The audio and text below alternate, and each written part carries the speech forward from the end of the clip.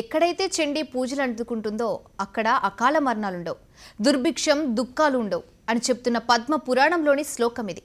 ఇదే లక్ష్యంతో తెలంగాణ సీఎం కేసీఆర్ ఎర్రవల్లిలో చేపట్టిన ఆయుధ చండీ యాగం నిర్విఘ్నంగా కొనసాగుతుంది. నేటితో యాగం 4వ రోజుకు చేరింది. ఈ యాగం 3వ రోజు ఉదయం ధవళ వస్త్రధారణ చేసిన సీఎం కేసీఆర్ దంపతులు ఋత్విక్కులు గురు ప్రార్థనలతో చండీ యాగాన్ని ప్రారంభించారు. గోపూజ, గణపతి హోమం, మహామండపం స్థాపన, రాజ్యశ్యామల, మహారుద్ర పురచరణ, చతుర్వేదం తదితర పూజలు చేశారు. అమ్మవారి ఆవాహనారే ఋత్విక్కులు పూర్వాంగం చేశారు. ఈ క్రతువులో ఋత్విక్కులు అంతర్ బహిర్మాతృక విన్యాసాలు, చండీ కవచం, అర్ఘల, కీలక పఠనం, ఏకాదశి న్యాసాలు నిర్వహించారు. అనంతరం కేసీఆర్ దంపతులు యాగశాల ప్రదక్షిణలు చేశారు. మహారాష్ట్ర గవర్నర్ విద్యాసాగర్ రావు కుటుంబ సమేతంగా వచ్చి యాగంలో పాల్గొన్నారు. సీఎం, గవర్నర్ దంపతులు కలిసి అగ్ని హోమానికి పసుపు, కుంకుమ, పట్టు వస్త్రాలు, పూలతో పూర్ణాహుతి చేశారు.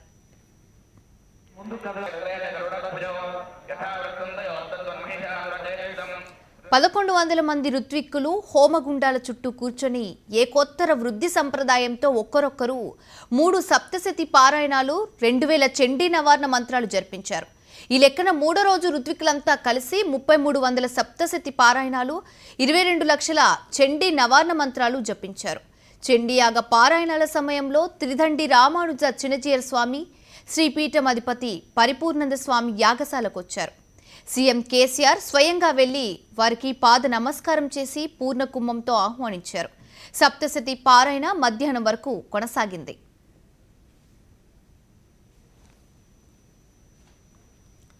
భక్తజనం పోటెత్తుతున్నారు. ఎర్రవల్లి నలుదిక్కులు జనసంద్రమవుతుంది. అంచనాలకు మించి భక్తులు తరలి రావడంతో వాహనాలు ఎక్కడికక్కడ నిలిచిపోతున్నాయి. ట్రాఫిక్ పూర్తిగా స్తంభించిపోతుంది. చివరికి మంత్రులు, ఎంపీలే రంగంలోకి దిగి రద్దీని నియంత్రించాల్సి ఉంటుంది.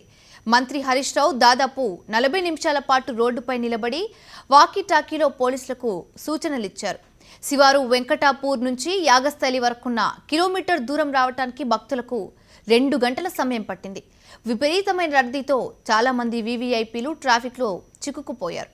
ఆయుధ చండీ యాగం వీక్షించేందుకు వచ్చే భక్తుల సంఖ్య రోజురోజుకు పెరుగుతుందన్న ఇవాళ రేపు మరిన్ని ఏర్పాట్లు చేయాలని సీఎం కేసీఆర్ నిర్ణయించారు.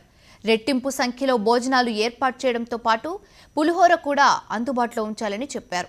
ప్రస్తుతం ఉన్న క్యూ లైన్లకు అదనంగా మరో 2 క్యూ లైన్లు నిర్మించాలని, రాత్రికి రాత్రి పనులు పూర్తి కావాలని స్పష్టం చేశారు.